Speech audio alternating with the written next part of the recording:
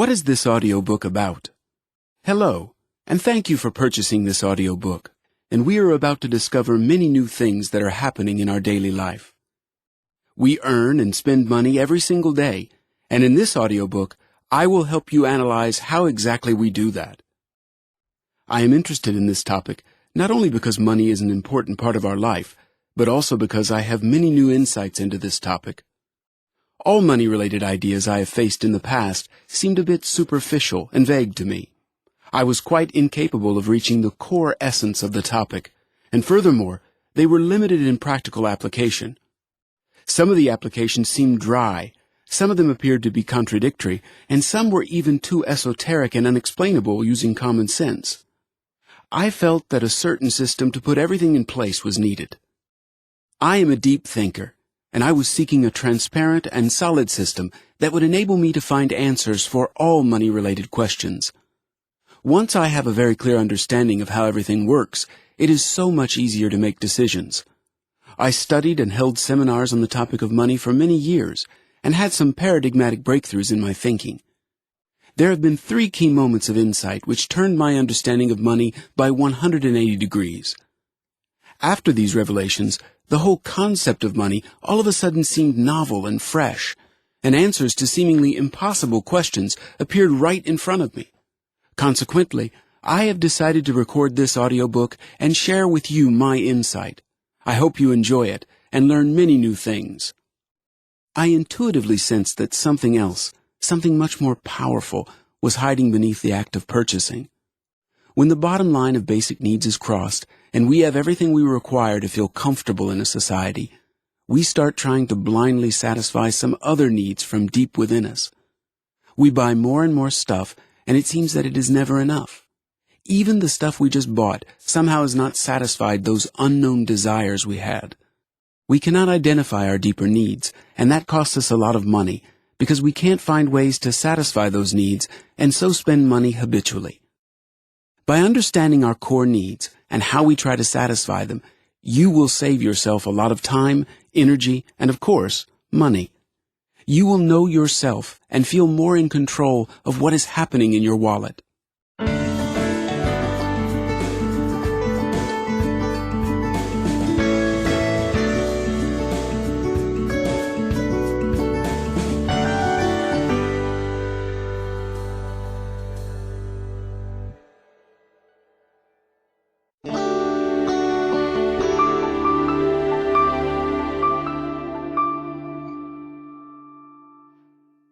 The 3 main mistakes of overspending. One website has organized a competition on how to create a present for a friend for $1. People thought of many great ideas. In that way, the effect of a present can be better than more expensive standard gifts. It means that you save more money and have a better effect. However, we do not behave in this way all the time.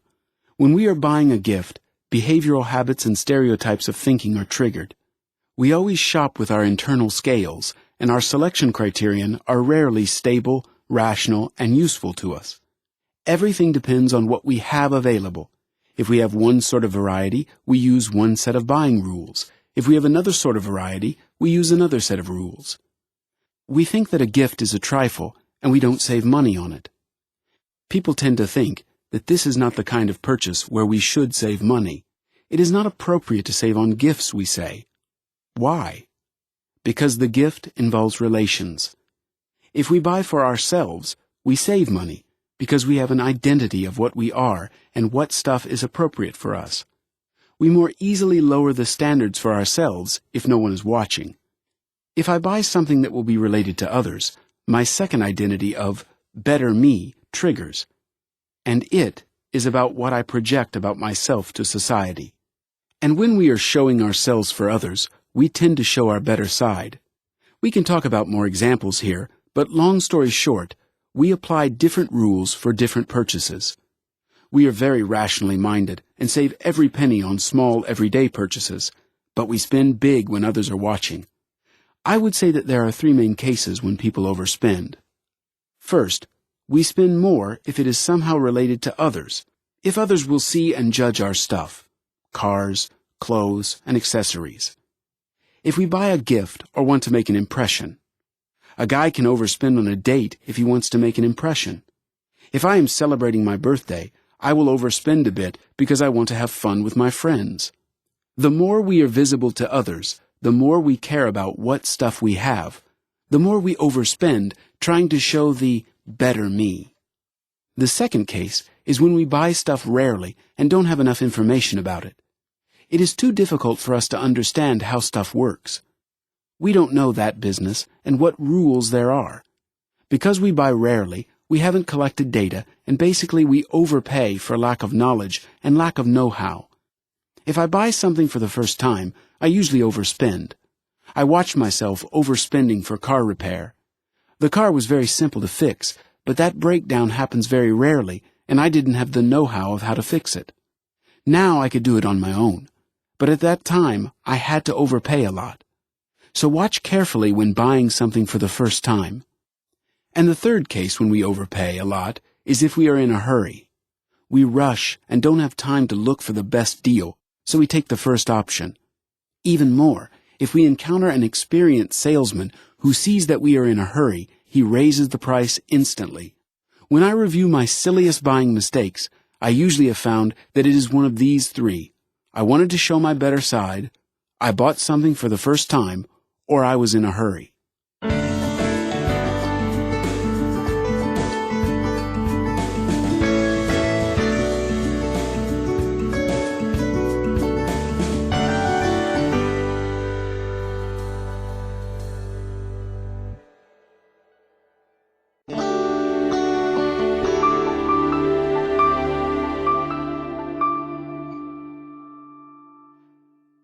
Does stuff provide happiness?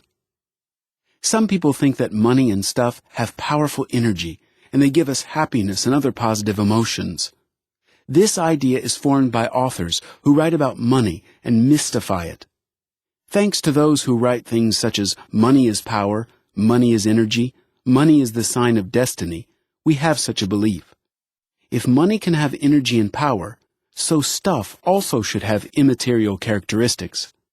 But stuff cannot have immaterial characteristics, at least not the ones we usually imagine it has. There is a huge variety of stuff, some of it with healing power, or with information content. But what we see in stuff mainly depends on us. Visionaries might see information in stuff others can't. Some people might be healed by holy water, while some aren't. So, while for some, a pair of shoes might create a good emotion, for others, the same shoes will look ugly. So stuff is generally the same, but our reactions to it are different. Let's focus on the fact that the same stuff can cause different reactions. For one, buying and owning stuff can cause euphoria, but another can feel absolutely indifferent. So what does stuff arouse, euphoria or apathy? Stuff doesn't have any emotion inside that can be transferred to you.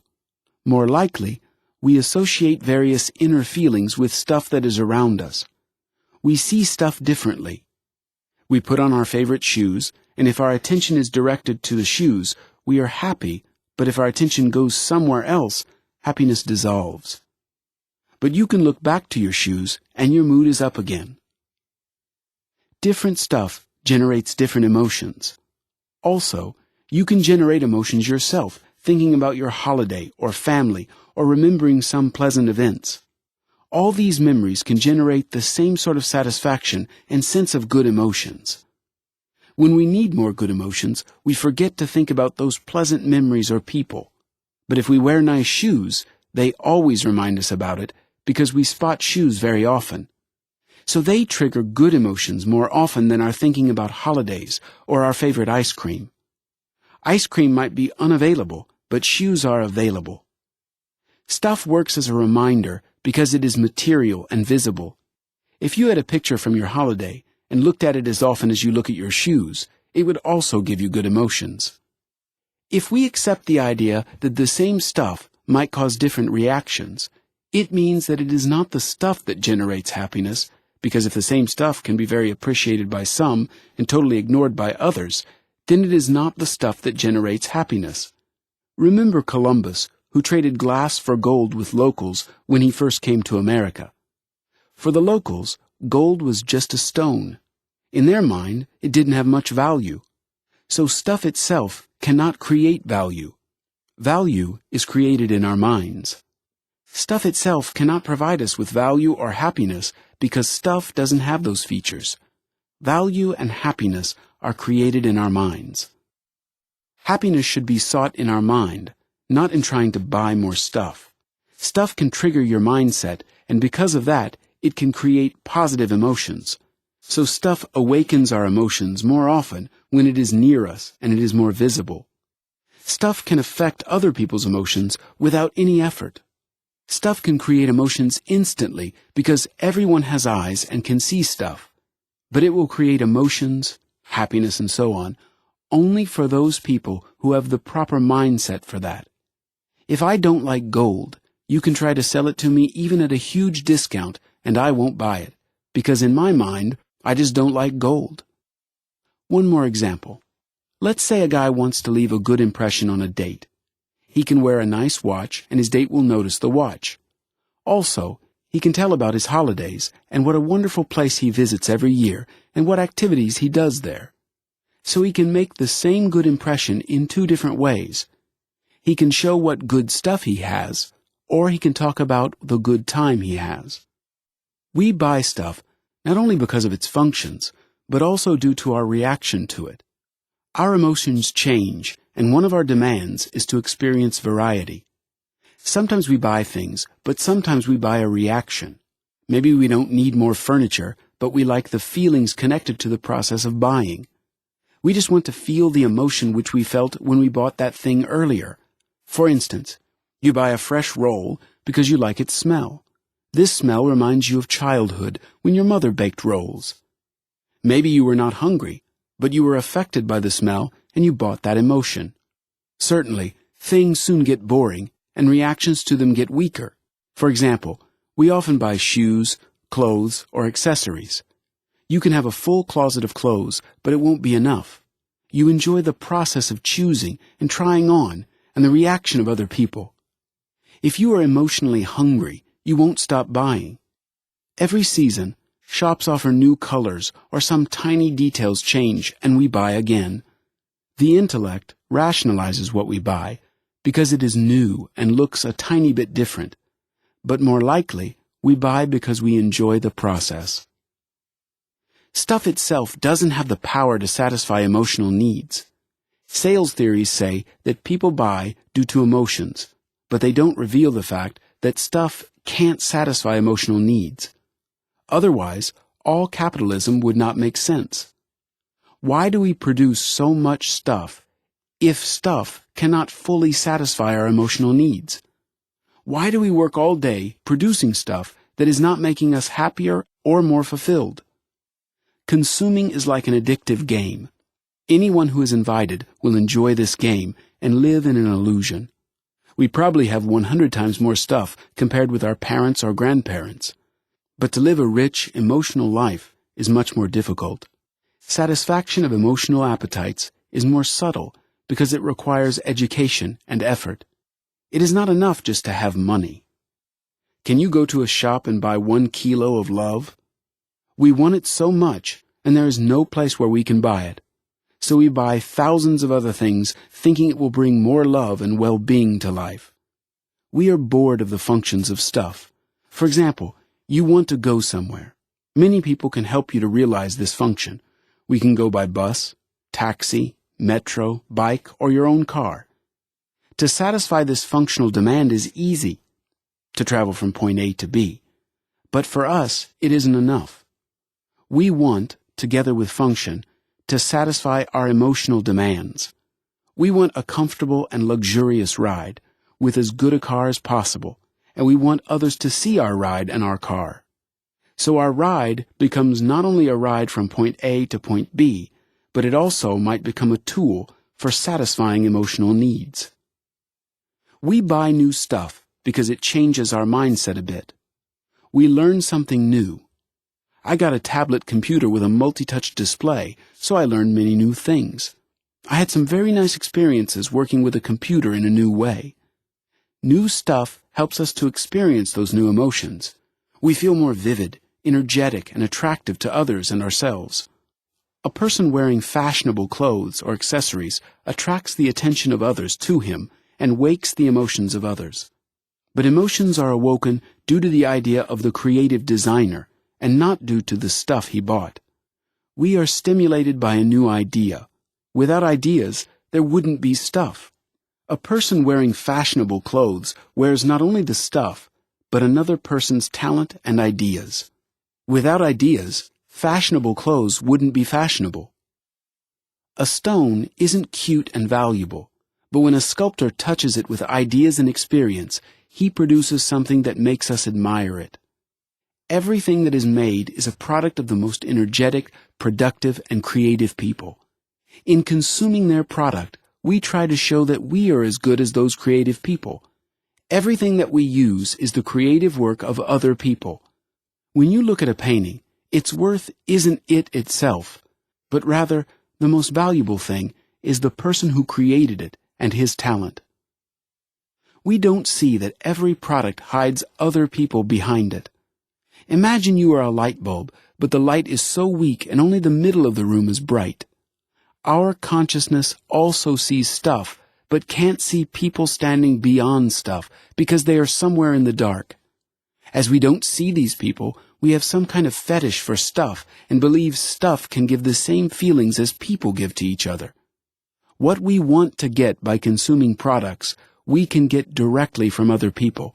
Stuff and money are only mediators between other people. If a person says money is everything, money is the most important thing in life, and all I need to be happy in life is to have money, then such a person's consciousness sees only a small part of the room. He doesn't see people hiding behind the stuff and money. That is the same as saying, oil is everything. All I need in life is 1 million barrels of oil, and after I have it, I will be happy and fulfilled. It sounds silly, but that is because the fetish of money for us is very humanized, and when we speak about money this way, we don't feel objections anymore. But if I switch the word money to oil, you will notice that we don't have such a strong passion for oil. Money is sexy, oil isn't. You can say that money and oil are very different, and I can't compare them in this way. But people have used various things as currency, and in some countries still use different things today. You might say that would be inconvenient. Well, we can create some credit cards and a bank account, but instead of dollars, we could use barrels. So if you hear someone saying that money is the most important thing in life, try to discuss it with them by changing the word money into oil.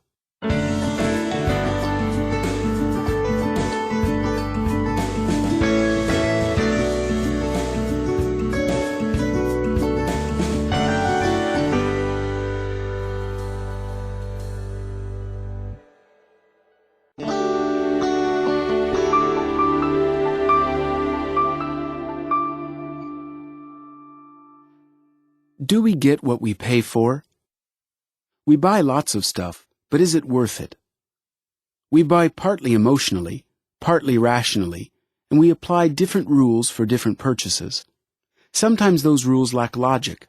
The money we pay does not always equal the stuff or service we get.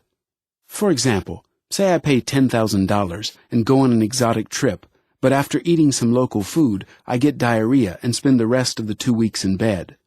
Similarly, I can go to a nearby lake and spend $1,000. I go fishing and canoeing, have a barbecue, and sleep in a tent. So which trip is better? You will say that it depends on the circumstances and needs. I totally agree. To make money and to spend money successfully, a lot of favorable circumstances are required. In my opinion, money can satisfy about 30% of our needs. But instead of spending only part of our money, we spend all of our money on those needs, because we don't know how to satisfy other needs we have. All ideas on how to satisfy the other needs we have are based on incorrect beliefs.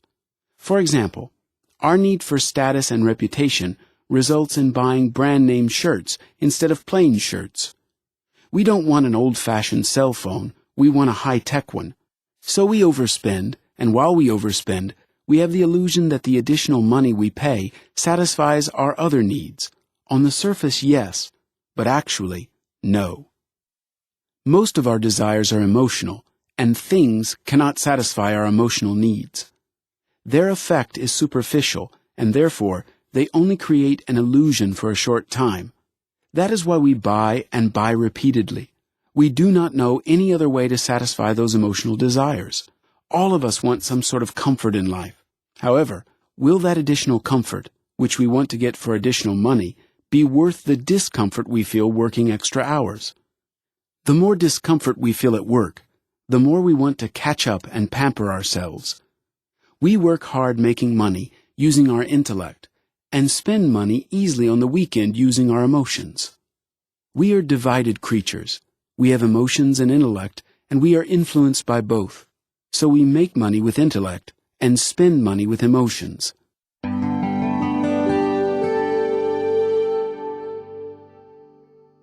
In order to spend money and enjoy life, we have to earn. Making money is not easy and often requires lots of effort, and making money is not always a very satisfying experience. Sometimes we have to go through pain, but we think about the pleasure we get when we will spend the money. So there is pain while making money and pleasure while spending it. My problem started when I lost the pleasure of spending money.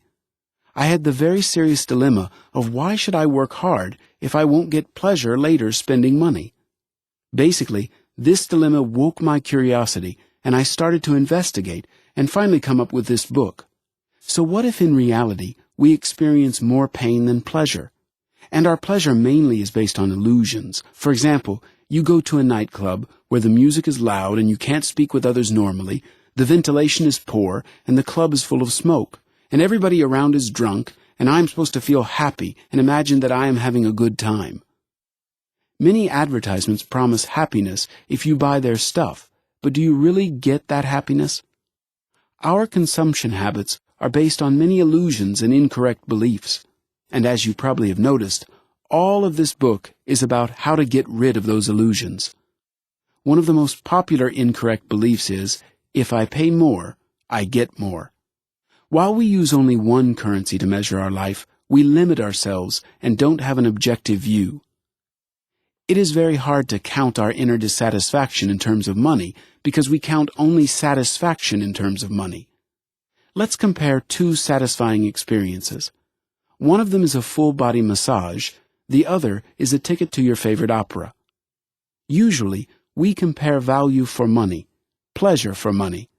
But if we measure pleasure with money, why can't we measure dissatisfaction with money? Maybe you did some hard, nasty job and felt discomfort worth minus $150 and earned only $50. So you are minus $100 in total, counting in pleasure currency. Maybe it is better to earn $30 in cash while working to get at least satisfaction worth $70. In the first case, the arithmetic is minus $100, and in the second, plus $100. The difference is double if we add to the calculation not only cash money we get, but also satisfaction and dissatisfaction. In cash, the difference is very little. In the first case, you get $50. In the second case, you get $30. So it is 40% less, but if we count satisfaction and dissatisfaction, the difference is 5 times bigger. We only see the material difference because our focus is mainly on the material world. Also, it would be difficult to create a universal system which could objectively count the price of all emotions we feel while doing work. But we can increase our consciousness. Let's try to do an exercise. To evaluate in money is a bit complicated, so we will use a new currency. Satisfaction-dissatisfaction points. We always have to consider the pleasure and pain we get while making money, and the pleasure or pain we get spending money. Because we usually tend to concentrate on 1/4 of the whole subject, we concentrate only on the pleasure we get spending money. I want you to see the other 3/4 of the money mindset. While making money, we concentrate and push ourselves to 150%. But when we buy and use stuff, we sometimes get 50% or even less for the money we pay. I have seen many families building a house, but the children grow up and leave home, and parents stay to live in this big house. We work hard overtime hours for 150% effort for 20 years in order to have a big, beautiful house, but we use only a small part of it.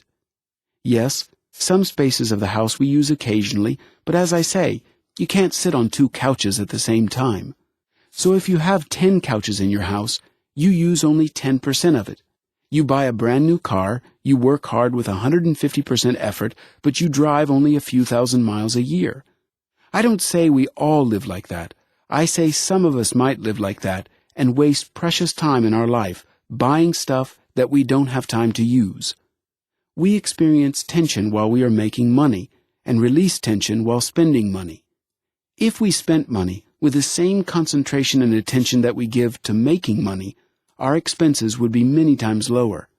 But it is important to understand that usually we make money with intellect and spend money with emotions. Making and spending money is like some sort of completion within ourselves, because both parts of our inner body are satisfied. If only we could switch them to make money with emotions and to spend money with intellect.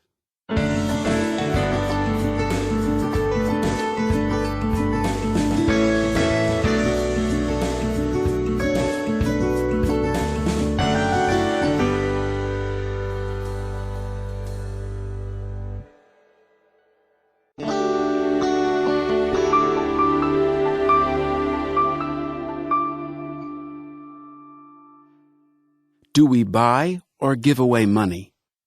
Now let's talk about the wrong way to spend money. From now on, we have to separate 2 terms. To buy means to get a thing which will provide obvious benefit for an as objective as possible value. That thing will at least pay off the price you paid for it, or its usefulness, and may even outweigh its price. In Kiyosaki's words, that thing would be active. It constantly brings you benefit. The other term is to give money away. Very often we buy illusions and image to satisfy our emotional needs.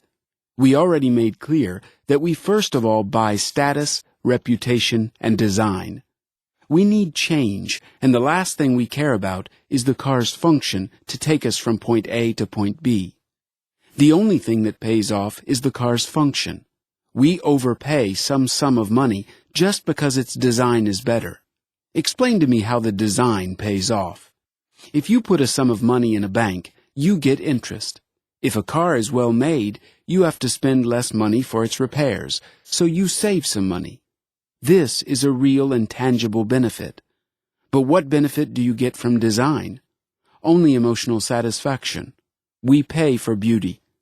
Fair enough, we need some beauty in our lives, but we should use a different term to give money away. I am trying to spend money in a way that money would generate some sort of interest.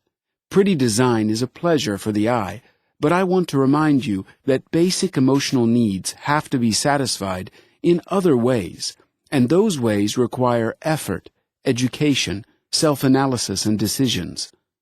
When a man does not understand what emotional desires he has very little chance of finding a way to satisfy those desires. So he believes everybody who promises better well-being. Of course, these promises and solutions are superficial because true needs remain unmet. We give money away for image, trends, and functions we don't need. The main feature of giving money away is that people do not get much benefit even if they spend a lot. People spend a lot not because they get a lot, but because they have money and want to exchange it for something. Together with money, we always get temptation. The more money we get, the more temptation we experience. And if we are weak, we indulge in that temptation very quickly. We are seduced by sweet promises about a better life.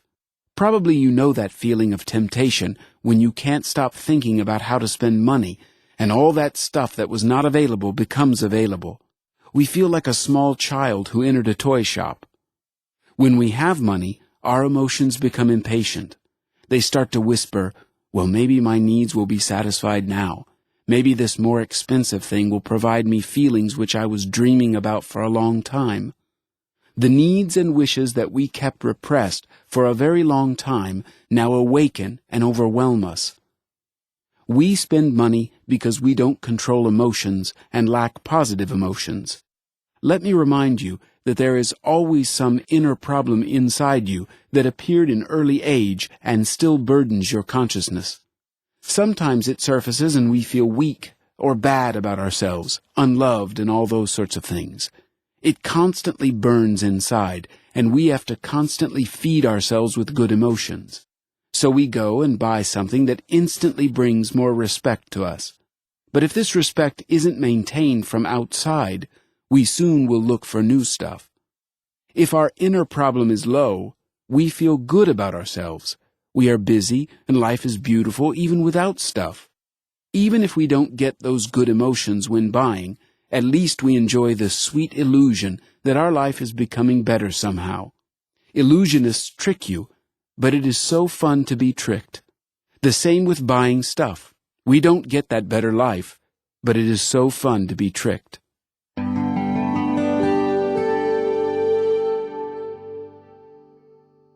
Expensive stuff attracts attention. It is some sort of energy. Because where our mind goes, our energy goes. That is why a man who owns expensive stuff appears different. Stuff attracts lots of attention, and attention is equal to energy. But as we talked about earlier, stuff itself doesn't have energy. Stuff attracts attention and energy to itself and to the owner. In order to make stuff, we put in energy. If we want to make good stuff, we have to put in a lot of energy. The more energy we put in, the more attention and energy it attracts later. So I just want to repeat once again. Stuff doesn't have energy. When we look at stuff, we should think about how much energy was invested in order to make it, how many people worked day and night improving it. Start separating when you buy and when you give money away. If you have more money than you need, then you give money away. You cannot control it. Emotions defeat you, or maybe others are trying very hard and convince you to buy something. Of course, you tell yourself that it is a very valuable purchase and you need it, but ask yourself, is it not giving money away? However, when you give money away, you get something. You get image, and it becomes easier to understand status in the society. Money helps strengthen identity, self-esteem, and status. The weaker we feel, the more we want everything that could strengthen status. If we care so much about status, remember one thing. We don't pay attention to what we have. If I am tall, I don't care about height. I just don't pay attention to it. If I am short, I notice all tall people. I think about how much I would like to be taller. So if you have something, you don't pay attention to it. If you lack something, you notice it everywhere you go. So if a person is triggered by status, he lacks it. Our attention betrays what we lack. Because consciousness wants to be in harmony and get all the skills needed for survival in society. And if consciousness has incorrect beliefs that stuff can give those missing skills, we do everything in order to get that stuff. It is the opposite effect from the one we want to have. With expensive stuff, we want to hide what we lack, but it only shows that we lack something. Imagine you have an additional organ, and this organ is called status. It is always worried about its size, what others will think of it. It is programmed to want others to think of it as bigger, and it always thinks about that. The smaller it is, the more important this question becomes. Men and women both possess this status organ. We buy in order to strengthen our identity. But here is a question. Which identity do we strengthen? The current or desired one? Do expenses show what we are or what we want to be? If a man is truly rich, he buys expensive things because he can afford them. Another man buys expensive things even though he cannot really afford them, but it is a way in which he is trying to strengthen his image in society. These two situations are very different. Arguably, the amount of money is not an appropriate criterion to decide which side a man belongs to. The truly rich can either buy or not. He can control his desires, or it is not his main activity to search for stuff and to buy it. He has more interesting things to do.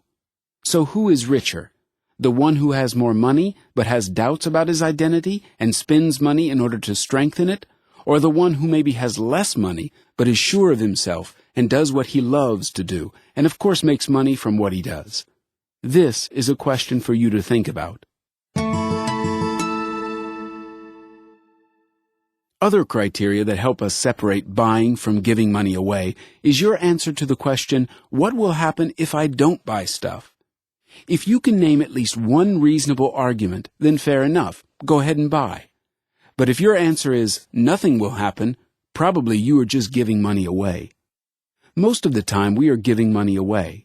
The world is full of money, and people who are motivated and productive collect this money.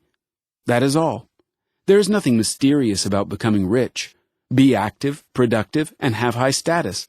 This is the foundation. People want to give their money away for nothing. You just have to put in effort and collect it. You might object and say, I'm not giving money away. I get useful stuff that I will use for many years. Okay, so please answer these questions for me. What will happen if you don't buy one more pair of shoes? Probably nothing. What will happen if you don't buy a bigger TV? Probably nothing. What will happen if you don't go to the cinema tonight? Probably nothing. What will happen if you don't buy new furniture for your living room? Again, probably nothing. I could continue on and on. We can decrease our expenses and nothing bad happens. Life will flow as it used to. That just confirms that we buy not because we need something, but for all the other reasons that I am talking about.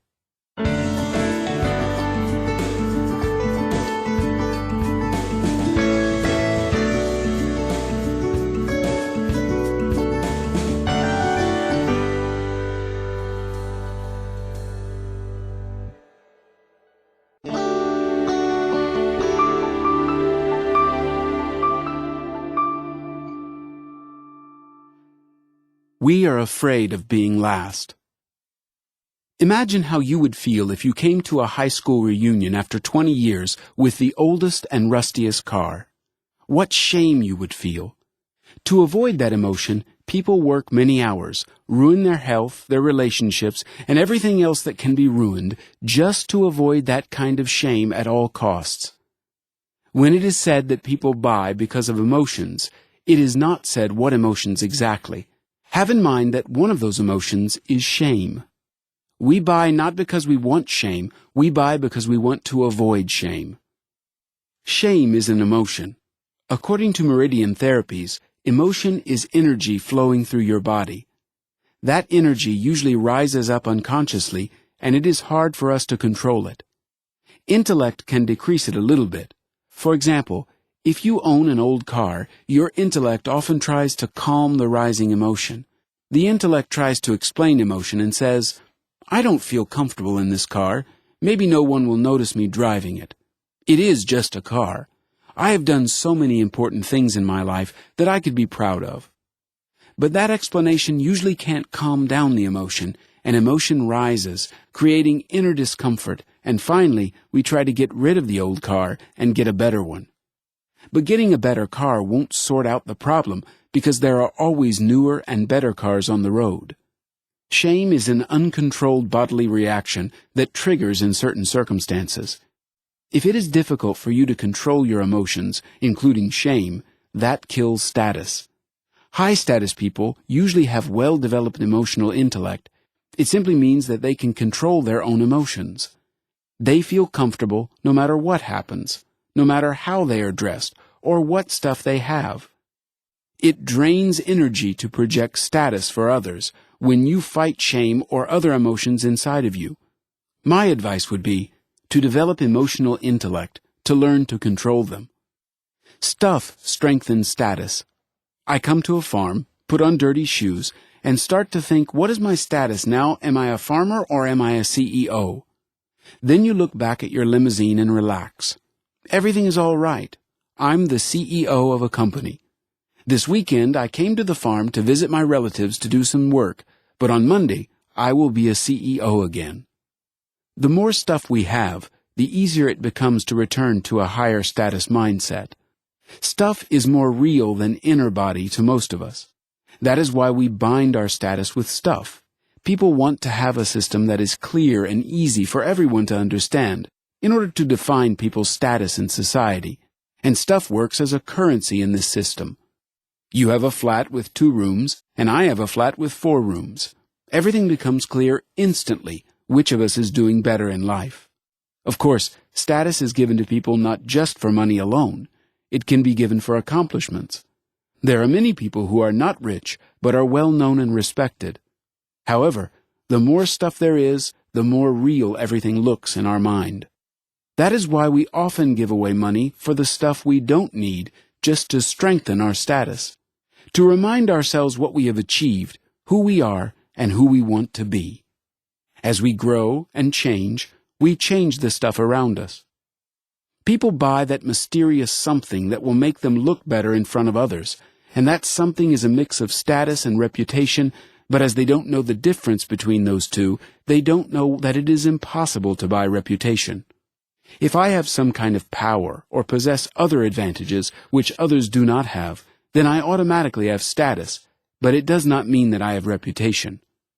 People make the decision to buy not according to the rational mind. They make the decision based on how many status points they will get. The same goes backwards. If you want to successfully sell any product, you have to put as many status points into that product as you can think of. We work day and night, and we give money away for status. Remember the difference between buying and giving away money. When you give money away, you get status. For example, you buy an expensive perfume, and you think this will definitely raise your status and attract the opposite sex. And we hold on to the illusion that others smell our perfume and silently admire how sexy we are. By the way, I think that those who most care about status are those who feel they lack it. If you do not have health, what is the most important to you? Health. If you do not have a partner, what worries you the most? How to find a partner. If you need a camera, you will not be able to keep from looking for one in every store. This is just how our minds work. If there is a lack of status, then we see everywhere how much status other people have, and we compare ourselves to them. Basically, status is a feeling, emotion, a mindset, and inner maturity. Stuff does not provide status. Yes, stuff makes the mindset stronger and stimulates emotions, but that is a superficial effect. Why? Give money to a homeless person, dress him in the most expensive clothes, put him in a limousine, and still, after getting to know him, you will find out who he is.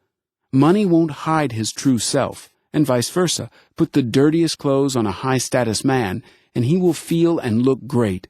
No one will think that he is homeless. So we should come to an agreement that stuff is not as important as inner mindset. High-status people load stuff with status, and that is the only way how stuff gets status. And lower-status people buy higher-status stuff in order to raise their social image. How does it work in reality? For example, if a well-known celebrity is selling his car, the price can be doubled because the car is loaded with status. I want to mention that there are many ways to raise status and reputation in front of others, but we are stuck on one of them: consumption. People with high status tend to check others' boundaries and instantly see how strong you are. Stuff won't help you to set boundaries where necessary. Status is a part of the inner body and must be trained as an inner resource. First of all, education, and later on, some decisions and activities are needed in order to improve boundaries. It is nurtured with other tools, and surely not with buying and consuming. You can have much cash and stuff and still feel of low status. Remember Gandhi, absolutely no wealth, but what a huge status and reputation. We could probably name hundreds of similar examples. Have you ever seen celebrities wearing weird stuff? A famous person can put on an old, worn-out sweater of her grandmother's, and it will be considered a fascinating, fashionable accessory. People give meaning to stuff, and if a personal brand is created, then it does not matter what things you have. Everything you touch will look in style and fascinating. My advice is not to buy status, because you are giving money away. Spend that money on developing a true high-status mindset. Become a high-status person and load stuff with your status. I remember reading a fairy tale about a man who turns everything he touches into gold. I think that is a good metaphor for status and stuff. Become a person who adds value to everything you touch.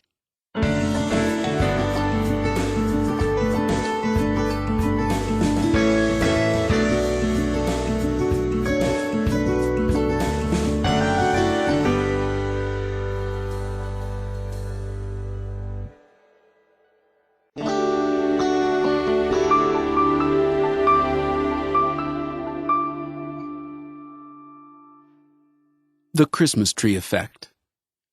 You have heard me mentioning that it is important to put effort into something, and we value more something that has been done with effort. Value is very subjective, but I would say it can be defined by the effort I put in. If I put more effort into something, I value it more, and that is a general rule. The second rule is I value something if I know that somebody else put much effort into creating it. Every purchase we make is related to effort and time. The more effort we put in, and the longer it takes to make that purchase, the more happiness we experience. To make this clearer, let's analyze the effect of a Christmas tree. Remember the happiest moments in your life, and some of them will definitely have happened at Christmas. You waited a whole month for Santa to come, and he finally did. A long time of waiting, after which comes a huge wave of joy. The joy lasts for a week and slowly drops off. Now you are grown up and have a family, but the same process is happening except for the size of the gifts. For example, you save money for a dream home. It takes time, you choose carefully, and inspect all possible alternatives. You buy it, take care of the paperwork, renovate the house, buy furniture, and finally the big moment of joy comes. You move in and spend the first night in your own apartment. The longer we wait, the more satisfaction we get afterwards. If you have money, you will not have to wait, and there will be no waiting. If there is no waiting, tension cannot rise, and when nothing rises, there is no satisfaction. Not only the purchase itself brings satisfaction, but the Christmas tree effect. If we want to get more joy buying, we have to put more effort or to wait a long time or a mixture of both. People usually think that the more money they pay, the more joy they will get. I am not going to deny this, but I just want to add that joy consists not only of the amount of money, but also from the effort you have done and the tension that it created inside of you. Waiting provides joy. The shorter the waiting is, the less joy it generates. It seems paradoxical, but the more we have, the less everything brings joy to us, because all challenges are quickly overcome. If you have money, you don't have to wait or put in any additional effort. On the one hand, it makes everything easier. On the other hand, it takes away some satisfaction. Why do you think the most luxurious cars have to be ordered and waited for about a year or two? Because manufacturers are overloaded with orders? No. They are not only selling you the car, but you pay for the tension that rises during the waiting time. You pay for boundaries that manufacturers set. You can be worth a fortune and could buy the whole factory, but then you come to buy the car and they say, there is a long queue, and no matter how much money you have to wait. They set boundaries that create high status and make people even more aroused.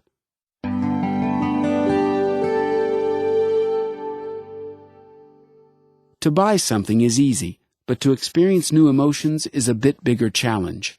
In general, we need challenges because they make us grow, and if we don't get those challenges, we try to buy them.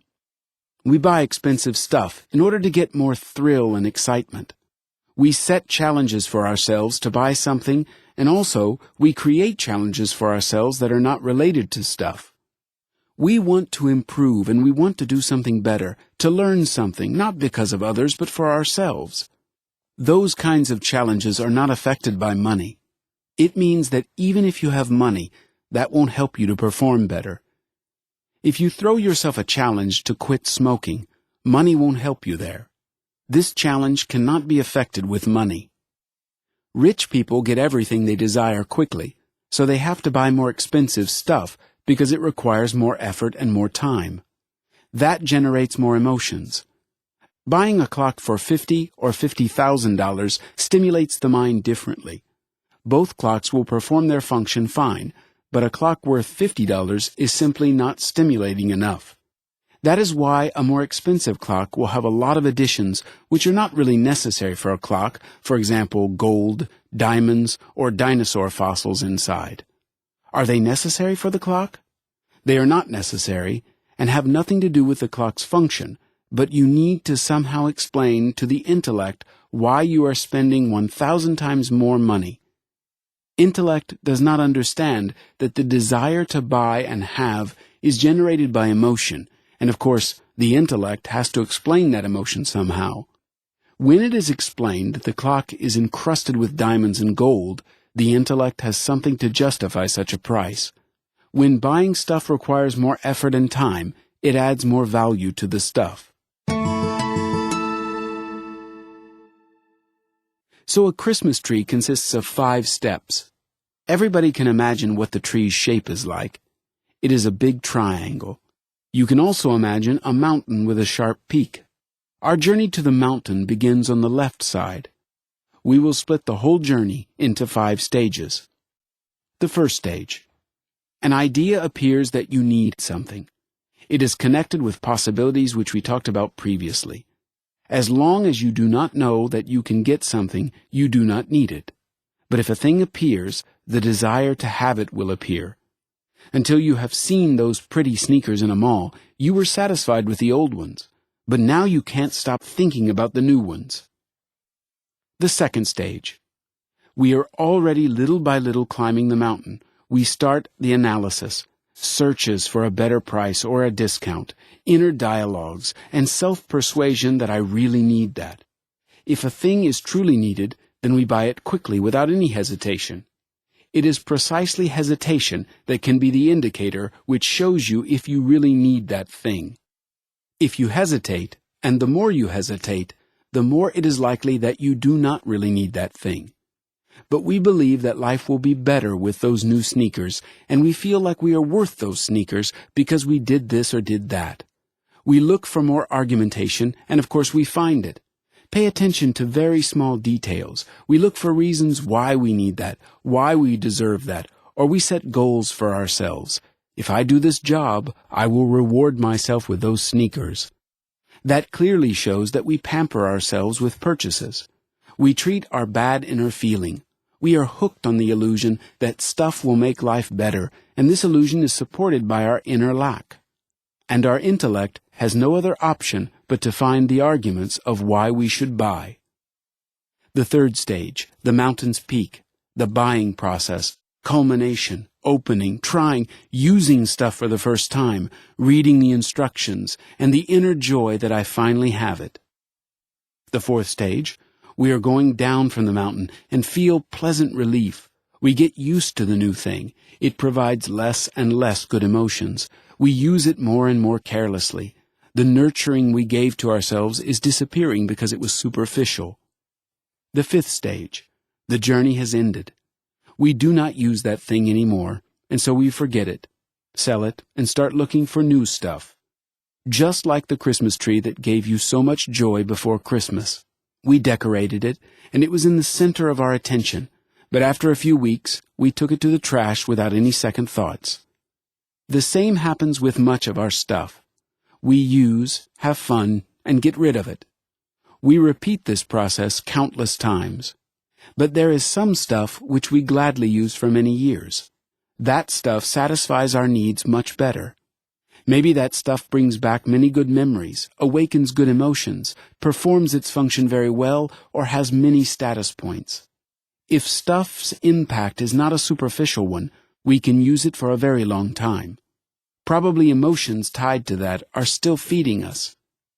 The idea appears that not the purchase itself provides the feeling of an inner satisfaction, but that we can convert our inner resources into something material, that we will finally get something real for our hard work, that we create some value for others. If I can afford to buy valuable stuff, it means I am valuable. My work is valuable, and my life is valuable. If I do not have valuable stuff, I naturally start questioning.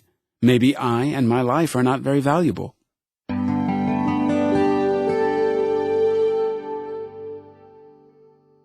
Moving on to conclusions, most importantly, a Christmas tree has to be as tall as possible.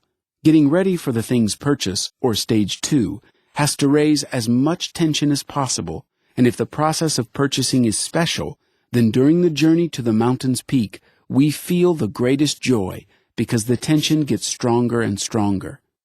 The Christmas tree shows that price is not adequate to its value. We pay the most when our emotions are raised. We want to get rid of tension when we have money and to get rid of that inner bad feeling. The wish to buy something appeared because of believing that a thing can maybe solve not only functional desires, but emotional as well. When emotions decrease, the stuff does not look so valuable and precious, and maybe after some time we will agree to sell it for a lot lower price. The smartest time to buy things is after some time when emotions have already decreased, but probably you already know that. As the Christmas tree symbolizes mostly one component that designates price, time, I would like to add a third component that creates value: mindset. A mindset is full of beliefs, some of which are right and some of which are wrong. My life experience revealed that about 80% of them are wrong, but you have to check your belief system yourself. How does belief create value? Very simply, in China, people believe that a bird's nest can be used as food or for healing purposes. They are very expensive, but science hasn't given a definitive answer about its healing power, so we don't know if this belief is true. But for people who have this belief, a bird's nest has value. For other people, for example, tourists, it might not have any value at all if they know nothing about the local customs and beliefs. After we are introduced to the local customs, and if we choose to let those beliefs in, and they become our own beliefs, a bird's nest becomes valuable to us. So value is created out of time, effort, and beliefs.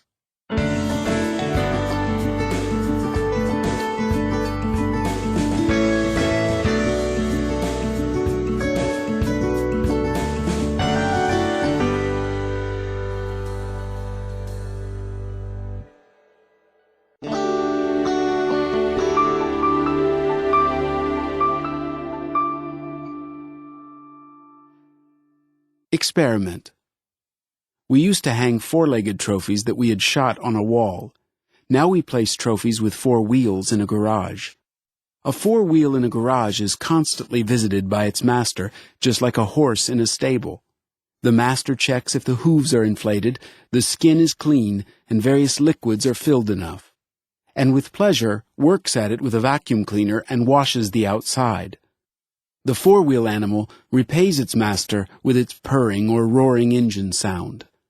Just as a woman loses all logical thinking when she sees shoes, a man loses logic when he sees a good car. Have you ever thought why some of the cars look like sharks, have cat or owl eyes? The shapes of others look like muscular animal proportions. Furthermore, take a look at the names: Jaguar, Puma, Tigra, Lion, Cougar. In car logos you can see buffalo, horses, rams. For a man to travel fast and vigorously from point to point has always been important, but that traveling cost us a lot. Let's say you bought a new car. You did not buy the function to drive from point A to point B because another car could do this function fine and its price could be 10 times less. You bought emotions, status, a dream. However, your dream every month will cost about $500 less.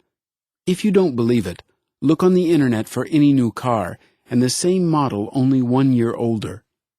Compare the prices and divide by 12. This is not buying. I call it giving money away. Did the car become worse in a month? No, but every month it is worth less. The only thing that is truly changing in this industry is car design. Because of the design and impression on us, we can separate which car is old and which is new. Their technical characteristics may be equally good, but old ones just do not look as good as a car with a fresh design. Many people think that the car's production year, mileage, and other similar information are the most important features. But production year is highly overrated. If a new model didn't show up for 15 years, a 15-year-old car would look fine and would still be fashionable because there would be no better-looking cars around. Would you worry that your car is old? Not at all. You would be calm and happy. If no new models were created for 15 years, then even a car straight from the manufacturer would make no huge impression because it is similar to all others made in the past 15 years. If there were no impression, then there would be no sales, because if a new and 15-year-old car looked the same, then which one would you choose? You would be happy having your 15-year-old car. Several times I had the chance to confirm that 15-year-old cars can compete well with new cars in terms of technical, speed, and other characteristics. Even in the 60s, cars had automatic windows and other comfort equipment. Their economy did not change a lot. However, the price of a 15-year-old car and a new one is 20 to 40 times different. Therefore, we pay that 20 to 40 times higher price mostly for the car's design, and even car makers admit that. What else are we paying for? We pay because a group of people sit day and night thinking what else they can offer to their clients and what improvements can be made. This group consists of engineers, designers, and others who work long hours and search for new forms, ideas, and improvements. Maybe we don't need those improvements at all. But what should those people do then? Their productivity and efficiency is rushing with an intention to realize self, and it makes everyone else try to do better. If it was not for this little group of workaholics pushing the quality of life forward, we could happily live in peace and in a comfort zone. Life is pushed forward by those creative, enthusiastic, and productive people, and we want to be just like them. We want to have things that they invented. We don't really want those things, but we want to be just as creative, innovative, and persistent as they are. We think that by having stuff created by those people, we will also become like them. The car industry needs to profit. How can they do that? After all, it cannot sell the same product for the same price for 10 years. Therefore, the product must have something so-called newer and better. Did you ask during the last 10 years to put something into new cars? We did not ask, but they did, because they are forced to do that in order to show that everything is improving and therefore could increase the price. How could they ask for a higher price if they did not think of anything new? Sometimes they put a socket in a car so that you could insert your MP3 player, and they call it a huge benefit. Of course, this car will cost a few thousand more than a new car which does not have this improvement. When nothing is improved in general, we start playing with details. Every year, one or another knick-knack is added and the car is sold as a new one. I want you to understand the main idea. Cars have been manufactured for 100 years, and for the last 50 years, I have not seen that big changes have been made. We mostly save in little things, but when we make big purchases, our emotions come out, and we spend money trying to satisfy not functional, but emotional desires. When we deal with big money or big purchases, emotions win over the intellect, and the final results are not always in our favor.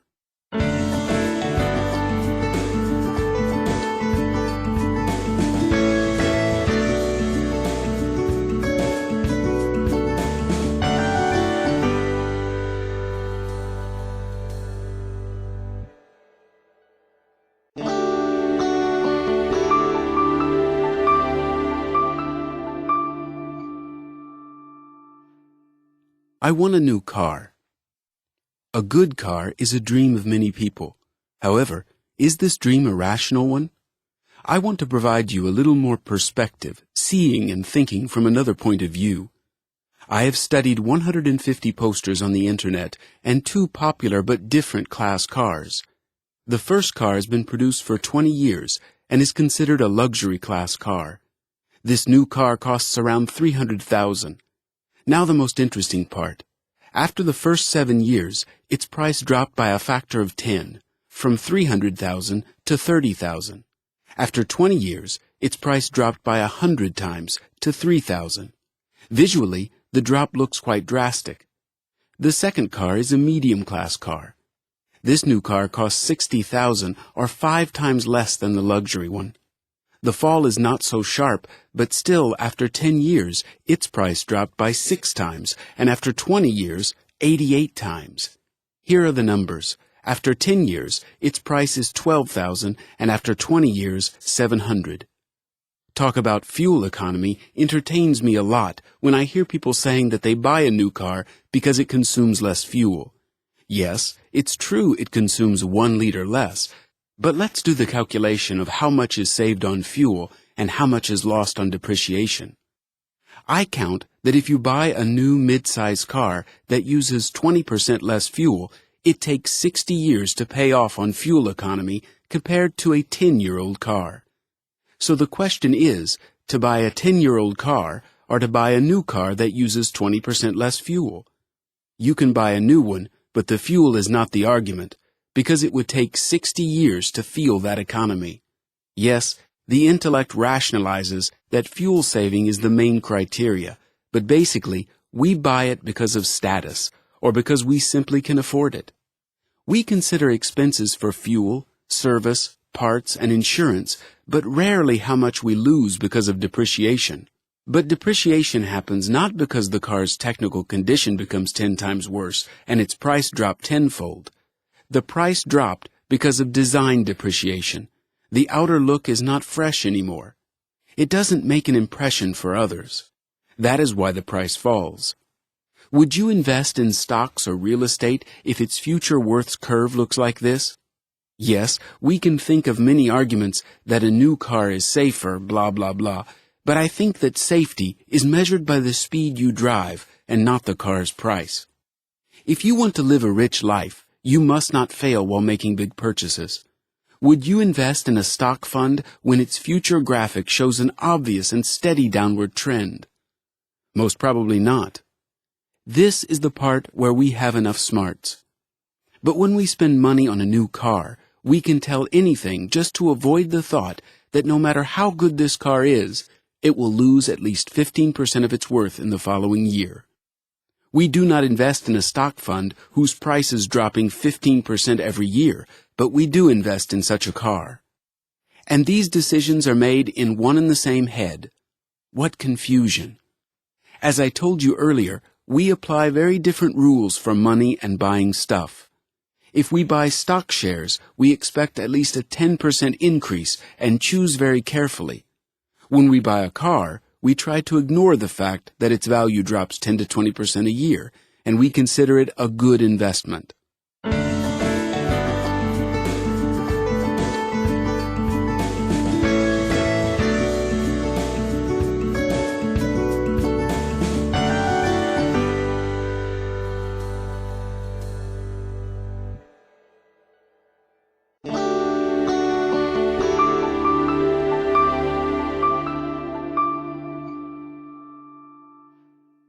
What do we really want?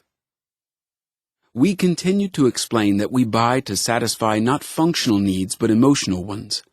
It is very important to understand that most people buy because they want something, but it is not clear what precisely. So they buy everything and expect to find what they are looking for. However, if you do not know what you want, you will not find it, even if you buy a lot.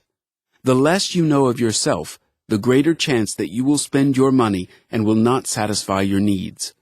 So my aim is to provide some clarity in this mist we are wandering through.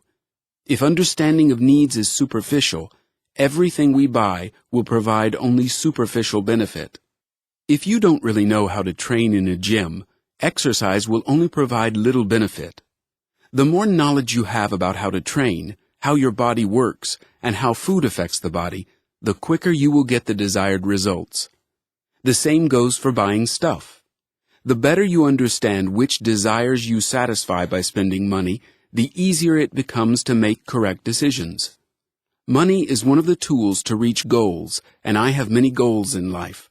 However, If my money goes everywhere and for everything, my goals will be postponed to the next day again and again.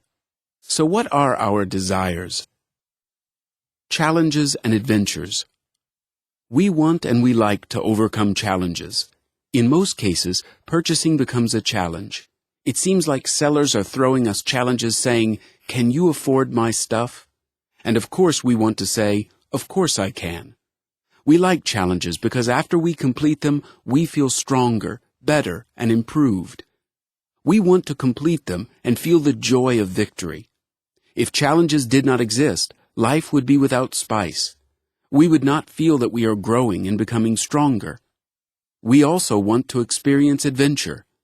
When we want to experience adventure, we buy a ticket to the cinema, the theater, a concert, or an amusement park, or we travel somewhere. We want diverse free time. After all, we work in order to be able to live interestingly and feel something new. We spend money on fast cars, compete in sports, spend money on leisure activities, go gambling, and leave our money at the casino. We do all this because we want more adventure in life. Buying for us is an activity that makes us stronger because that is probably the only part in life where we take risks. We want to feel tension and some pleasant calm after it. We want to know that when we work, we maximally use our resources. There is probably nothing that upsets a man more than knowing that he could do more, but circumstances do not allow it, or he does not know how to force himself or how to make the necessary decisions to change that. If a man works too much, he burns out. On the other hand, if he works too little, he also becomes weak. Brains, if not used, atrophy, just as muscles do. Therefore, we need strain, responsibility, and effort to push ourselves to the limit. But after that, we let ourselves take a breath, have some rest, refill our tanks, recharge our energy, and reach new goals again.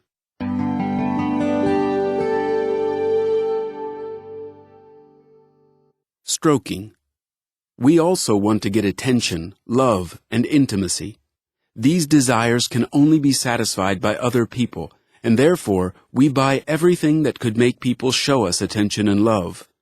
A man buys flowers and perfumes for a woman showing his attention. We buy well-made clothes, furniture, shoes, and accessories as tools to communicate our nonverbal message about who we are and what our attitude is. Communication is not meant to be one way. It has to be two ways: stimulus and response, message and feedback. So, by dressing in a certain way, we send a message. Some might say, I dress not for others but for myself. Wrong.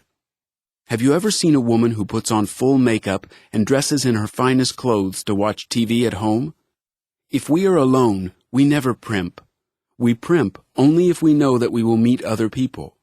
We send a message with the stuff we have, and we are not always seeking a direct response.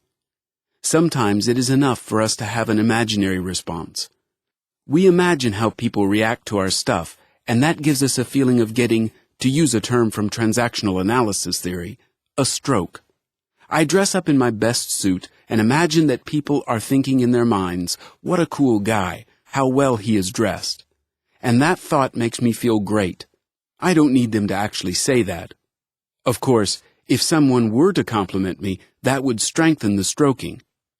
If I drive a cool car, I imagine other people thinking about what cool wheels I have. I imagine them being jealous, and that makes me feel great.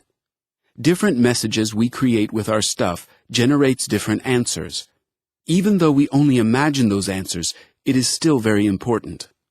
For even if no one is paying attention to my stuff, I can still imagine that they think in one way or another about me, and I stroke myself with those thoughts. The stuff only gives a reason for stroking, but stroking itself is happening in my mind. My mind creates stroking. So, if stuff is not providing stroking, but only gives a reason for it, might it be that stuff is not needed? I can stroke myself only with the mind. Lots of stuff is written in self-help books about boosting ego, giving love to yourself, writing affirmations, and so on. That is all stroking. But why, if stroking can be made with the mind alone, do we still need stuff in order to make it more real? Well, that is what we talked about before.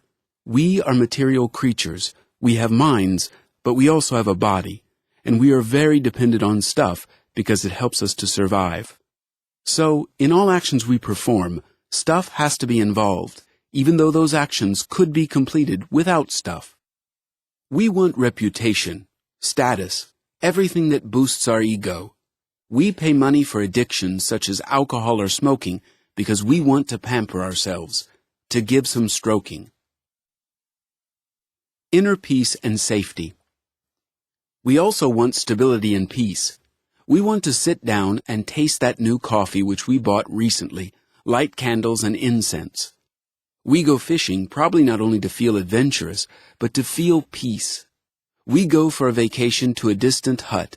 After work we hurry to yoga or meditation activities to calm ourselves down and have some rest. As you can see, we need quite different feelings, and we expect to get all of them in exchange for money. We want respect and others to feel proud of us, to meet others' expectations. Our emotions change, and it affects our intellect. Our emotions influence our minds. Our emotions change constantly, and we constantly try to explain why it's happening. We want to feel all sorts of emotions and look for all sorts of stuff that could help to reach those emotions. I would say that there are 3 main emotions we seek: challenge, inner peace, and stroking. And there are some main emotions that we want to avoid: shame, guilt, inner badness, fears, which might be of all sorts, and anger. So it is like motivation theory that says we are driven by seeking positive emotions, and at the same time we are pushed by negative ones because we want to avoid them. Our buying decisions are also driven in the same way. We all seek harmony. I would say that not having those negative emotions and having those positive ones results in harmony. If we break down all our purchases, we will get some proportion of how much money we spend on our actual needs and how much money on our emotional needs.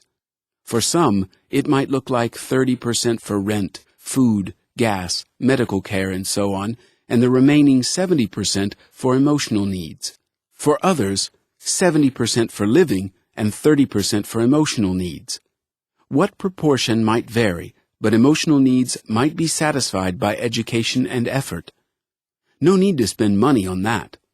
Well, you can, but the results won't be long-lasting. We want to know that we use all of our resources and talents because by realizing them, we prove to ourselves that we have them. It doesn't matter that a woman is beautiful. She must hear that to believe it more. The same goes for the mind. It doesn't matter if your mind knows that it is talented. It needs to work to materialize its talents. We want to work and spend time with people of maximum quality, doing the biggest and most important tasks which our mind is able to think of at that time. We have already talked about that extensively. When we are near the best ones, we create an illusion that there is no need to do anything because it is enough to be near the best ones to improve ourselves. At least it is good that we reach higher and don't fall down. Say that a man has throughout his life sowed and patiently waited for his harvest, and raised and fed animals because he knew that a happy day would come when he would be able to eat a lot. We also want to put our effort into something that would give us one or another return. We want glory and appreciation, power because we feel great pleasure when we have money's power and we can choose. A salesman has to hop around us because it is me who has the money and he has to try to sell me something. I feel superiority towards salesmen and feel pleasure for at least a short time. I have jumbled everything into one pile, and various theories would sort these desires by different schemes. But my purpose is not to provide you a primer in psychology-sociology. It is important to me that you understand consumption habits. I teach you to see not only the things you buy, but also your needs, which you are satisfying at this moment. If you start to analyze and understand, you will be able to consider alternatives. You will be able to find better ways to satisfy those needs. Money helps to satisfy our physiological needs, of course, with some exceptions. Our physiological functions help us to survive, so we put them in front of other needs. But lack of analysis leads to the situation where we start to believe that money can also satisfy our emotional and spiritual needs. But those needs are met in very different ways. You can't go to a shop and buy 1 kilo of love and a few packs of inner peace. Yes, money does affect our inner body, but very little. Have you noticed that for a long time, spirituality was associated with giving up all material belongings?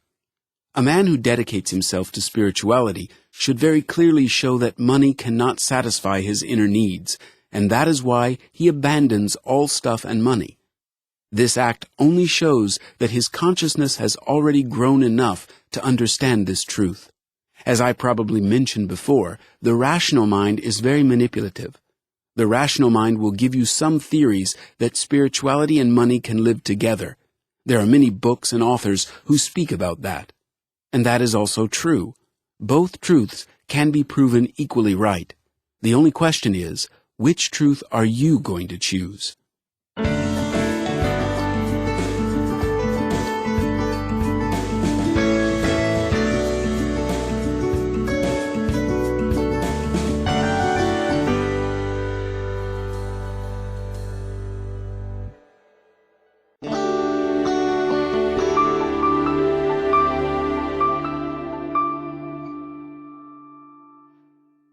Buying is a brave decision.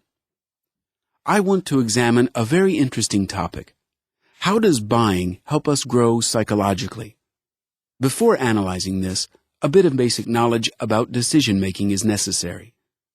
Buying is decision-making, and every decision that requires courage increases self-confidence. The more courageous decisions you make, the more self-confidence you get. Everybody speaks about self-confidence, but nobody tells anything about how to develop it or what it is exactly. The more you fear something, the more self-confidence points you will collect when you overcome it. If you evaluate some fear on a 10-point scale at 8 points, after accomplishing that task, you will receive 8 points of self-confidence.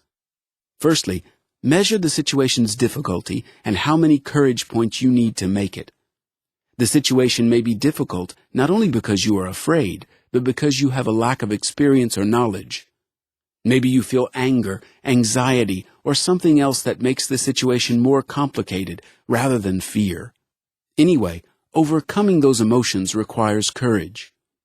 The more courage a situation requires, the more self-confidence points you receive. It is like a law of physics. It does not change. You solve a problem that required 8 points of courage, you receive 8 self-confidence points. There is no limit in collecting those points, and there is no other way to develop self-confidence than to make brave decisions. You can put an equal sign here. Brave decisions equals self-confidence. When people don't understand this, they are afraid of difficult situations and life's challenges. They think that if they make decisions, they risk losing something and will not get any benefit. Folklore says, challenges make a man stronger, but in reality, nobody wants to become stronger and to leave their comfort zone. However, keep in mind that there are no better circumstances for a person's psychological growth than various fears, defeating limited beliefs, and leaving the comfort zone. The same goes for buying. Buying is a brave decision. When you buy something expensive, you feel adrenaline rising inside you. It is such an expensive purchase, but I want it so much. We take a long time to consider whether to risk it or not, but there are so few chances in life to gamble, so we finally decide, I will buy. We feel a very strong need to grow and to get stronger. In order for this to happen, we have to make brave decisions. But there are no circumstances where we could make those brave decisions. Everything around us must be safe. We have to act safe. Our need to feel an adrenaline rush is always limited to some rules of safety. Isn't it ironic that an ordinary man has nowhere to feel a gamble or a thrill? Therefore, he tries to get it by buying. So when we want to experience some adrenaline, we go shopping. The more expensive purchase, the more risk. I say to myself, today I will be brave and buy washing powder that is double the price. Taste a wine that is 2 times more expensive. Today I will let myself have more. I will take the risk and will not mind paying more for something exotic for dinner. Why does buying require courage? Because I am giving away my resources, and I don't have any guarantee that I will renew those resources. If I spend big, I give away all my resources. If I take a loan, I give away resources that I don't even have now. So we give away our future. That is a risky deal. Every day we see loss. People get sick. Earthquakes destroy homes and cities, so we need safety and the guarantee that tomorrow everything will be okay. On the other hand, we need thrills and some risk. Otherwise, we don't grow psychologically. Those two needs are fighting inside of us. One side needs safety and stability. The other needs risk and courage. And both needs we try to get met by consuming. We buy insurance in order to feel safe, and at the same time, we go over the speed limit because we want to feel some excitement. A really large amount of adrenaline is generated on the way back home after buying an expensive car if the engine starts to buzz strangely and shuts off. Your heart starts beating harder, and not because of the breakdown, but because you are having second thoughts about whether you bought a lemon or not. Emotions rise up when you think, what if I have been cheated? Will this car turn out to be a good deal, or will I have to spend thousands in repairs? The stress of losing is instantly generated.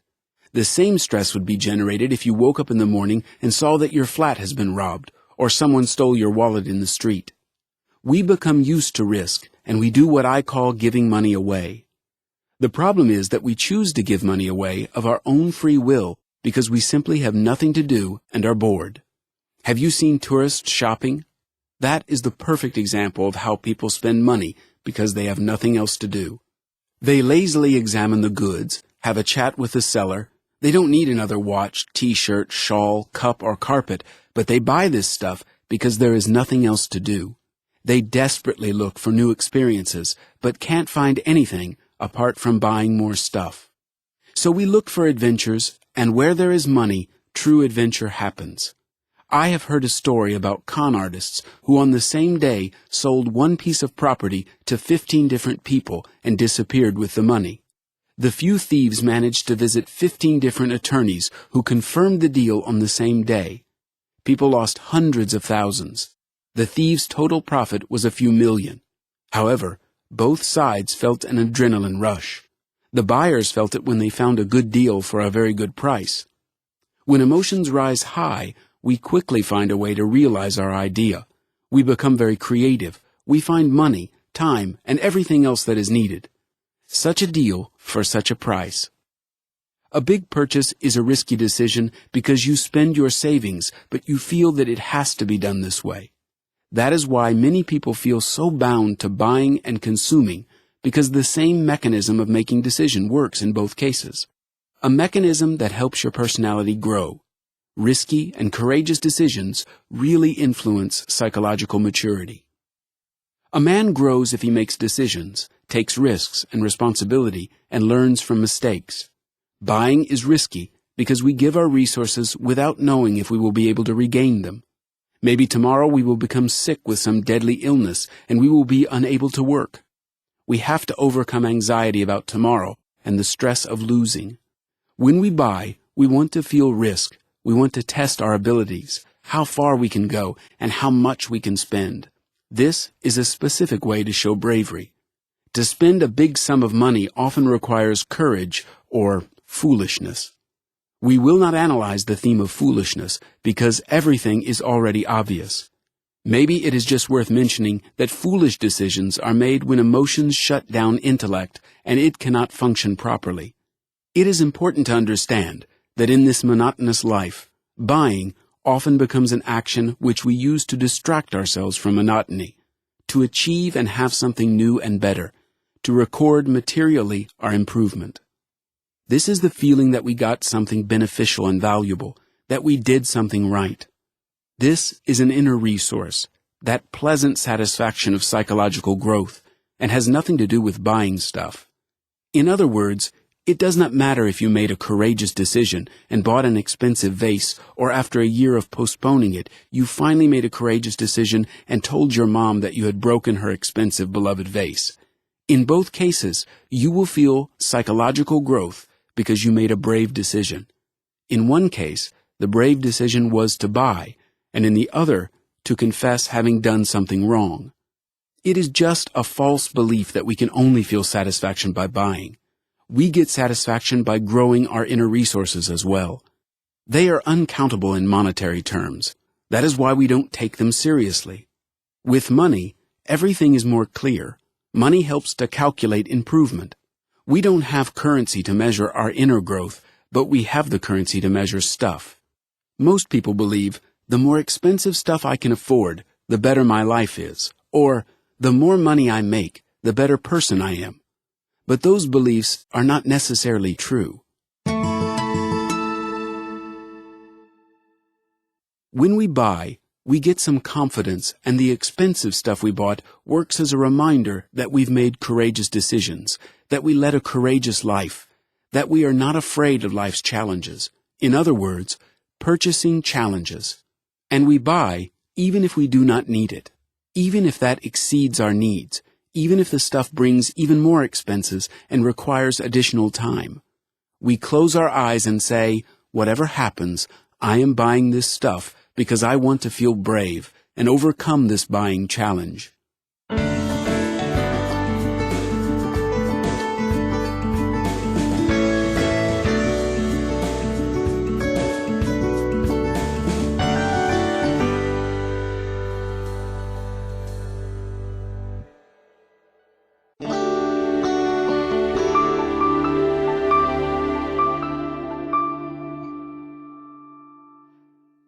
Jumping over a fence. Buying is like overcoming something similar to jumping over a fence in childhood. Sometimes, when I am walking in a mall, I imagine that shops are enclosed in some sort of fences. If a shop is expensive, I imagine it has a very high fence, and it is higher than my ability to jump over it. Fences are barriers of price and status, which I am not very able to climb over. What does the barrier of status mean? I could overcome the price, but the status of stuff is too high to use it in daily life. It will stand out from other stuff I use every day, which is of lower status. Let's say I have enough money to buy an expensive coat. However, my colleagues or friends wear simple warm jackets. I would feel discomfort because I would visibly stand out from the others. But I don't want to stand out, and I don't consider myself as high status as the expensive coat is. Shops enclose themselves with fences in the shape of price from those who have not got enough money. If products in the shop are affordable to me, then I can jump over its fence. If products are very cheap, then you do not even have to jump. You just walk over and buy what you need. The point is that a man who is left outside feels challenged to overcome the fence. The higher the fence, the more interesting what it hides becomes. When you cannot see what is inside, your brain starts to create various illusions about the sweet and happy life happening beyond the fence. The grass is greener and the sun is brighter on the other side. That is why I repeat how many illusions we have created by autopilot about money and a rich lifestyle. For us, it is a sweet illusion that we want to taste. The further and harder to reach the illusion is, the sweeter it looks. To jump over a fence becomes life's challenge. And when talking about challenges, it is necessary to understand that challenges are of two types, with and without meaning. However, a challenge without meaning is better than no challenge at all. What is a challenge without meaning? For example, say that some young men are racing in the street with their cars. What will one get if he defeats his opponent? Nothing, except for a little adrenaline, but think how much they risk in order to get a few drops of adrenaline.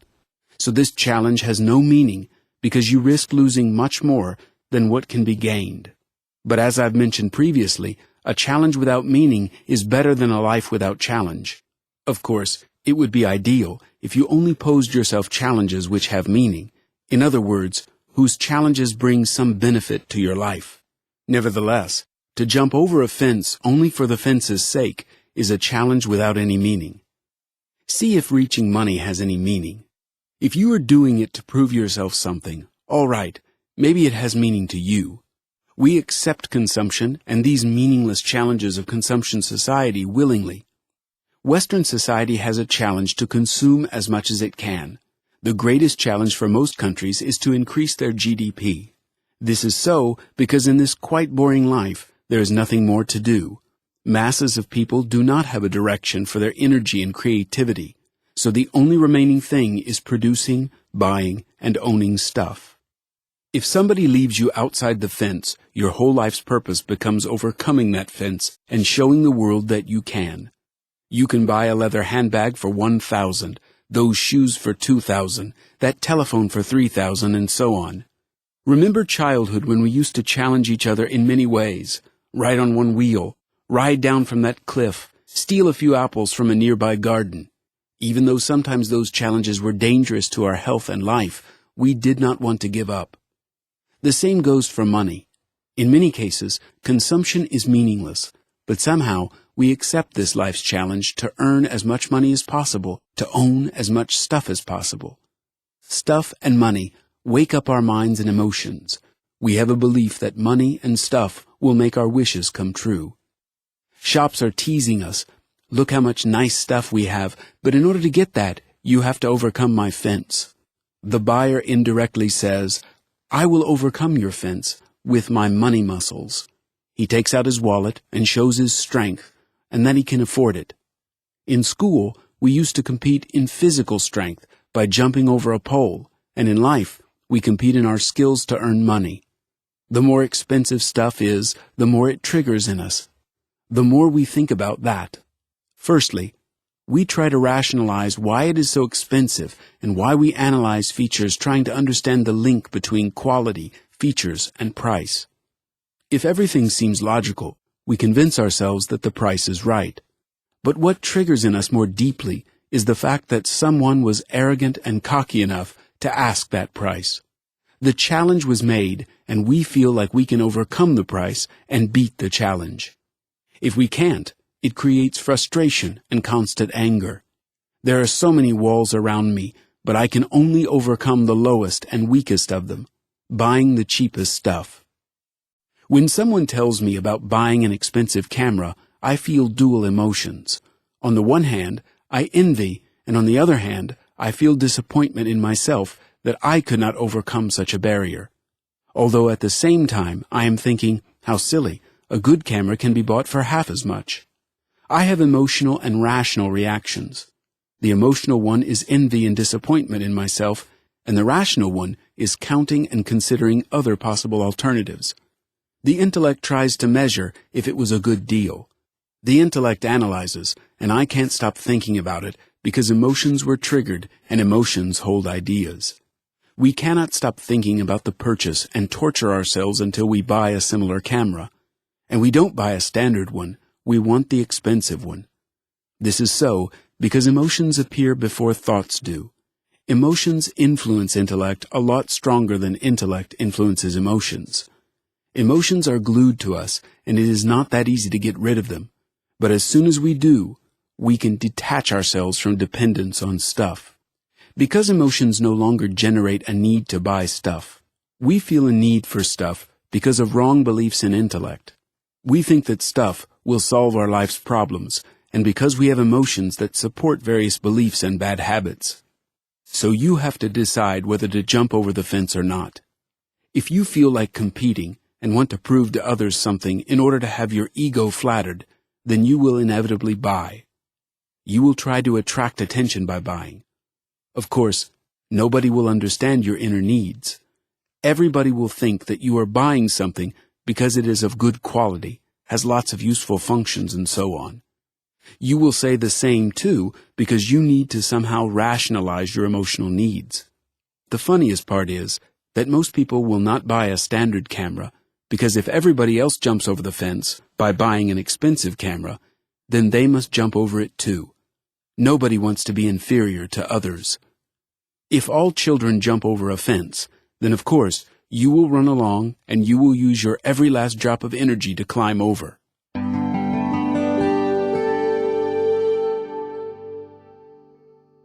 The more money we have, the more money muscle we feel. Each fence requires a specific amount of strength. When a man starts to boast, he is only communicating between the lines. Look, I overcame this barrier. This cost dearly, but I overcame this barrier. And for this thing, I was asked 5 times more than the real market price. Of course, I thought that this is a lot, but because this thing's quality is very good, or I am forced to believe that its quality is good because I paid such a price, I overcame that challenge and bought it. Of course, I have not used it yet, but I will use it someday. It is important to show others that I am as good as they are, and maybe, of course I don't want to say this out loud, even better than everybody else. You think I exaggerate. How else can a man today prove his personal quality, value, status, if not by buying and owning stuff? You can say by accomplishments, talent, relationships with other people, and so on. I absolutely agree with you, but none of these things are accepted in people's minds as a universal value system. A man simply reaches what is massively considered to be universal currency. In capitalistic society, purchases materialize our inner goals. We buy because we need challenges. We do not have anything to convert our energy to, so we surround ourselves with stuff, improve it, and watch over it. The only thing left inside is just a feeling of self-satisfaction, which is felt as a feeling of completing some sort of task.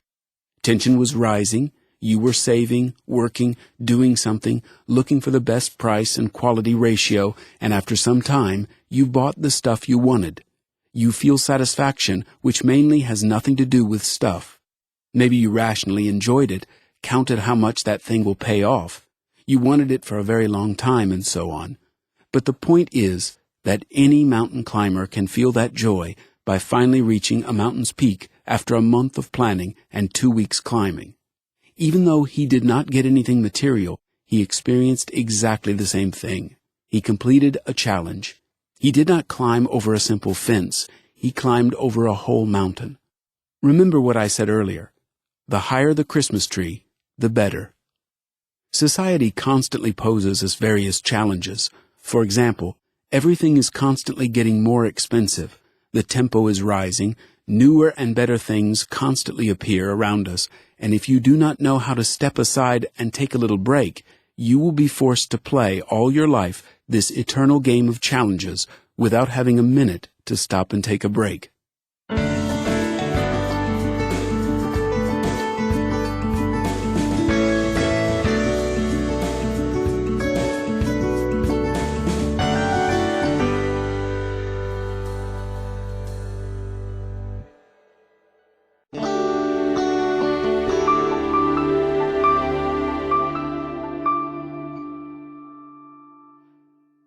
Freedom to buy dreams. I aimed to change your priorities. You should spend money for your dreams, not for stuff that you don't need or that everybody else is buying. We overvalue stuff and spend too much time in order to have something. But having doesn't provide those emotions that we expect. We have hundreds of wrong beliefs related to buying, and it is not surprising that we lack happiness. It is simply not possible to be happy while having wrong beliefs. Wrong beliefs work destructively, and if I haven't succeeded in changing those beliefs yet, it is because beliefs are rooted in emotions. I can influence your emotions a bit through intellect, but I cannot change them completely. That requires completely different techniques. Life's purposes and tasks have to drag you out of bed every morning and not forcibly going to work and forcibly consuming what you maybe do not even want to consume. We mature with challenges, and that brings joy. This is so because in order to do something new that you have never done before, you need to change yourself, adjust, and create a better you. People often say that money provides freedom. I want to specify that they have in mind a feeling of strength when all barriers look low, and a feeling that anything can be bought. There are none of the previous barriers. It is freedom to buy anything, but not inner freedom. A freedom to have stuff, but not a freedom to feel free inside. Free of negative emotions and thoughts, free of bad habits and bad relationships, free to do whatever you want, free to act however you want. We often mix up outer and inner freedoms. Money gives the outer freedom to have, use stuff and other people's resources. Stuff makes your life more convenient. You can perform something more easily, so you save time and energy. You are free of doing hard tasks, because now your stuff does it for you. For example, a washing machine washes for you, so you are free of washing clothes. But we mix outer and inner freedoms, and that is how wrong belief is born. We start to think that the more stuff we have, the more freedom we will feel, and partly it is true. You will be free of many boring or difficult jobs. For example, you have a new car, it breaks down less, so you save yourself lots of time and energy. You have more comfort and are free of discomfort. You have a cell phone with wireless internet, so you are free of searching for wireless internet spots. You have freedom to check your email whenever you want. That feeling of freedom comes from outside, and this outer freedom is always tied to stuff. As soon as you forget your cell phone, you won't have the freedom to check your email whenever you want. Inner freedom is generated from inside. Inner freedom requires putting in effort, finding the right knowledge, and spending time studying to know yourself better. If you have a fear of mice, then stuff or money will not help to eliminate this fear. You will remain controlled by a fear, and there is no freedom in that. If you smoke, then even if you have more money, it will not grant you freedom not to smoke. If you do not feel free communicating with other people, then even if you have money, you will not feel this freedom. If you have habits that you want to change or to develop new ones, stuff won't help. You have to develop will and discipline. I have seen people buying various types of exercise equipment, expecting that they will start working out. But after a few weeks, most of them give up. They are not free of their old habits, and they cannot change them. Buying exercise equipment provides the freedom to work out whenever you want. You don't have to go to the gym anymore, so you have outer freedom. But if you don't develop inner freedom, your stuff becomes useless. You can buy a vacation home, but if you don't have inner freedom to take more time off, it will stay vacant. So stuff gives us some freedom, but full freedom is experienced only when we develop inner freedom. Without it, stuff is simply useless. Why does the material look more real to us? This is so because it is encoded in our DNA that physical strength and stuff is important. The ability to hunt, to build a house, to farm. People's needs were very real, down to earth, tied to food and touchable things.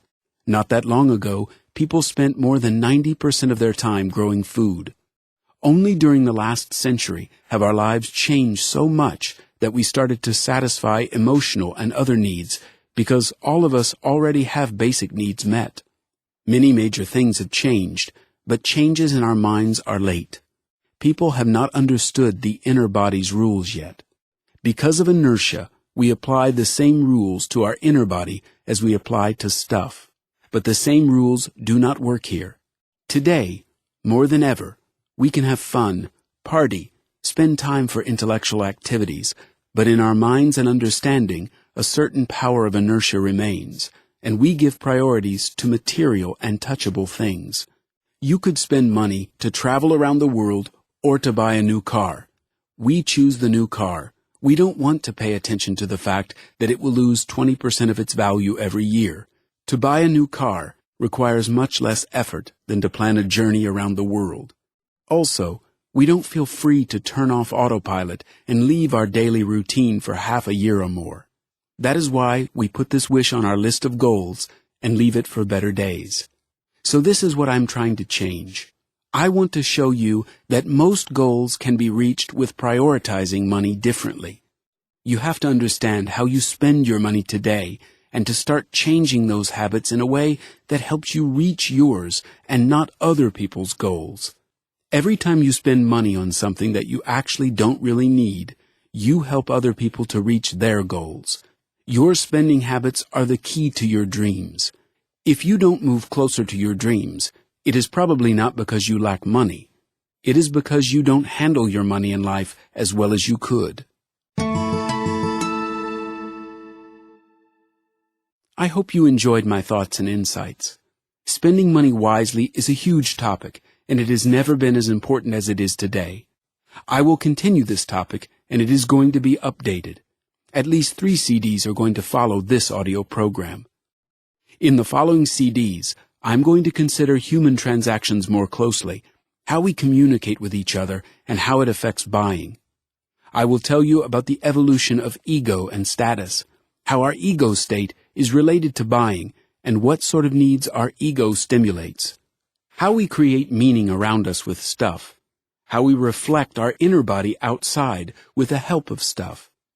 That helps to establish a healthy and ecological attitude towards consuming. I will speak a lot about saving. Saving can be harmful for your consciousness. If we concentrate only on saving, we concentrate on scarcity and cannot accomplish abundance. It is very complicated to run two completely different programs inside the mind. Some eye-opening insights about buying luxury stuff and many other very fresh ideas. Don't forget to subscribe to the newsletter and find me on Facebook. Take care and spend money wisely.